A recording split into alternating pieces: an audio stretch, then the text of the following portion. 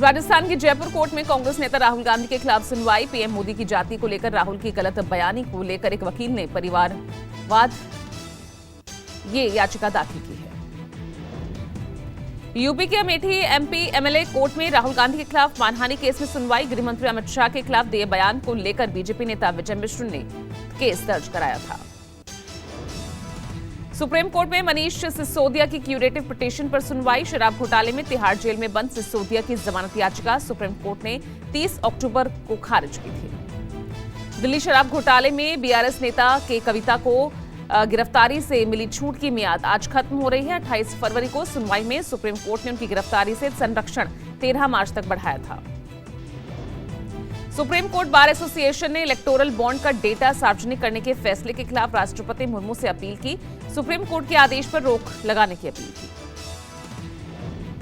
आगरा की जामा मस्जिद की सीढ़ियों की जांच को लेकर दायर रिट पिटीशन पर आज सुनवाई।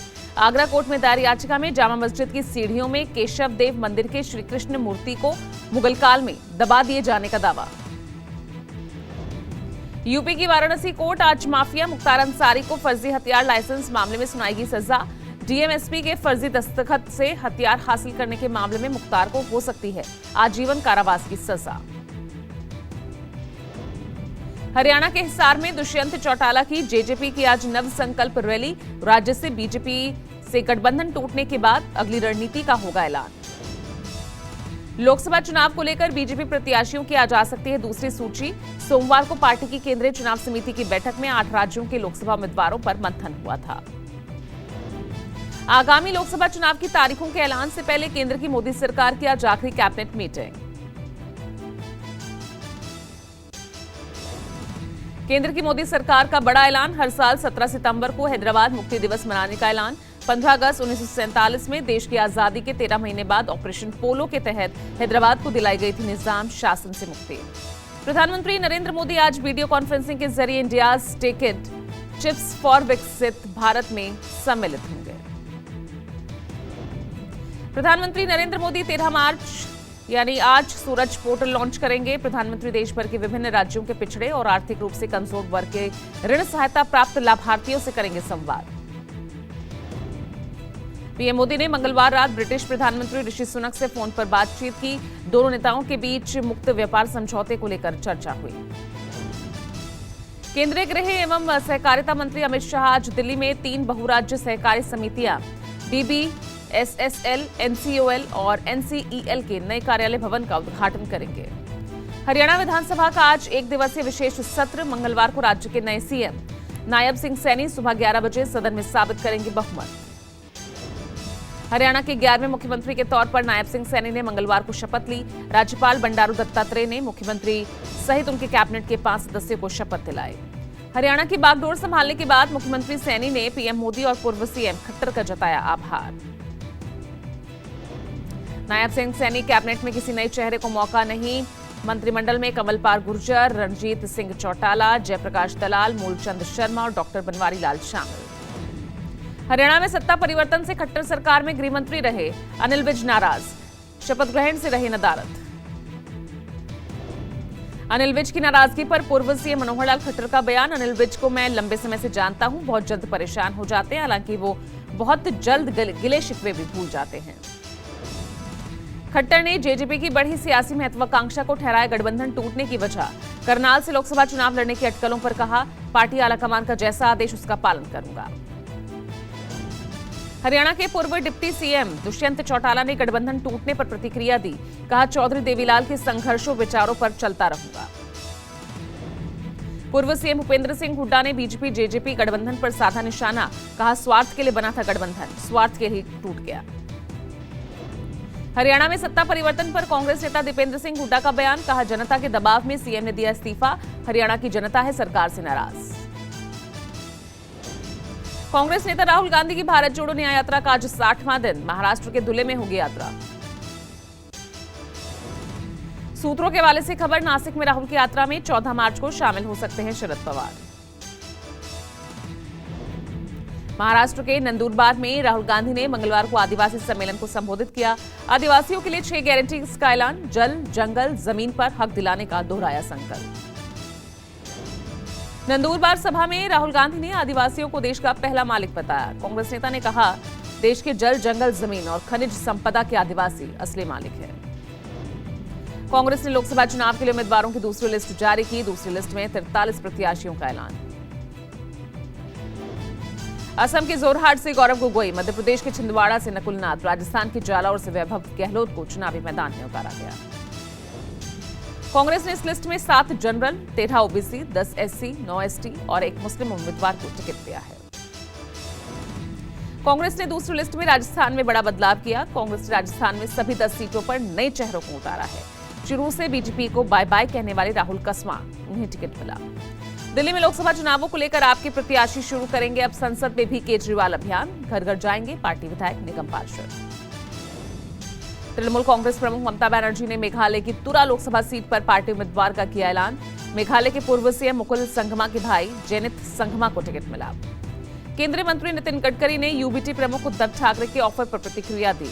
गडकरी ने उद्धव के बयान को बताया बचकाना और हास्यास्पद। राहुल गांधी के आदिवासियों को दी गई 6 गारंटीज पर कांग्रेस अध्यक्ष खड़गे ने भी हामी भरी। कहा, आदिवासियों को न्याय और हक दिलाना हमारा कर्तव्य है। राहुल की आदिवासी गारंटी को बीजेपी ने बताया चुनावी जुमला।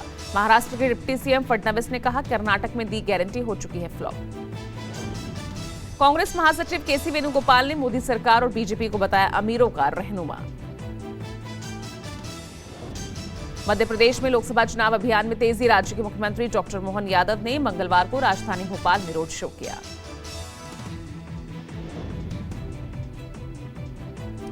वहीं जम्मू कश्मीर में 2 दिवसीय दौरे पर गई चुनाव आयोग की टीम आज करेगी प्रेस कॉन्फ्रेंस। चुनाव आयोग की टीम ने चुनावी तैयारियों का जायजा लिया।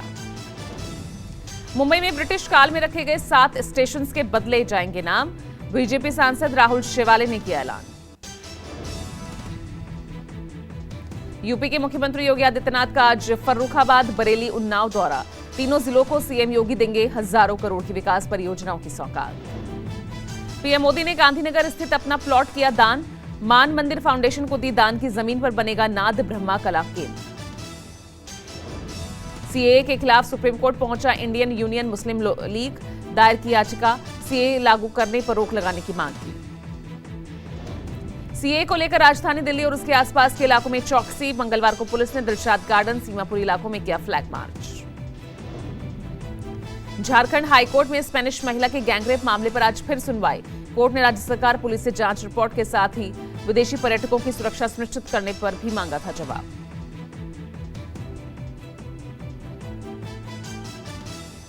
केंद्रीय गृह मंत्रालय ने जम्मू कश्मीर नेशनल फ्रंट को 5 साल के लिए किया बैन। देश विरोधी गतिविधियों में शामिल रहने पर सरकार ने लिया फैसला। गैंगस्टर काला जुठेड़ी और लेडी डॉन अनुराधा की शादी हुई। तिहाड़ जेल से निकली गैंगस्टर काला जुठेड़ी की बारात। पटना में बदमाशों के हौसले बुलंद। पुनाई चक सब्जी मंडी के पास बाइक सवार बदमाशों ने अचानक गोलीबारी शुरू कर दी। 3 लोग जख्मी। गुजरात एटीएस, भारतीय कोस्ट गार्ड और एनसीबी के जॉइंट ऑपरेशन से मिली बड़ी कामयाबी। भारी मात्रा में ड्रग्स के साथ 6 पाकिस्तानी गिरफ्तार। यूपी के नोएडा सेक्टर 24 पुलिस ने गाड़ी चोरी करने वाले एक गिरोह का पर्दाफाश किया। एक नाबालिग समेत 4 गिरफ्तार। मॉरिशस दौरे पर गई राष्ट्रपति द्रौपदी मुर्मू ने भारतीय मूल के लोगों को दी बड़ी सौगात। भारतीय मूल के 7वीं पीढ़ी को ओसीआई कार्ड देने के विशेष प्रावधान का ऐलान। अमेरिका में बसे हिंदू भारतीयों ने सीएए लागू करने का स्वागत किया। सीएए की तुलना अमेरिका के लॉटेनबर्ग संशोधन से की, जिसके तहत चुनिंदा देशों के धार्मिक उत्पीड़न के शिकार लोगों को अमेरिका में नागरिकता दी जाती है। भारत ने यूएनएससी में वैश्विक आतंकियों की लिस्ट में दहशतगर्दों का नाम शामिल होने से रोकने के लिए वीटो के इस्तेमाल पर नाराजगी जाहिर की। पाकिस्तान के राष्ट्रपति आसिफ अली जरदारी, गृह मंत्री मोहसिन नकवी ने अपना सरकारी वेतन न लेने का फैसला किया। देश की खस्ताहाल माली हालत की वजह से राष्ट्रपति जरदारी ने सैलरी नहीं देंगे। पाकिस्तान के पूर्व पीएम नवाज शरीफ के दोनों बेटे 6 साल बाद लंदन से स्वदेश लौटे। पनामा पेपर घोटाले में गिरफ्तारी वारंट जारी होने के बाद 2018 में हसन और हुसैन नवाज आत्मनिर्वासन पर लंदन चले गए थे। रूस के मॉस्को के करीब सैन्य विमान में लगी आग। विमान में सवार सभी 15 लोगों की जलकर मौत। गाजा में रमजान शुरू होने के बावजूद इजरायली हमले जारी हैं। मंगलवार को गाजा के अस्पतालों में पहुंचे 67 शव।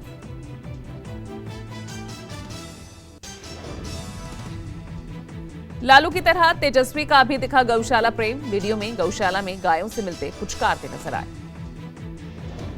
सोशल मीडिया पर वायरल वीडियो में तेजस्वी गायों से मिलते बात करते नजर आ रहे हैं। पोस्ट कर लिखा, व्यस्तता के बीच जब भी समय मिलता सेवा और देखभाल करने का मौका नहीं चूकता।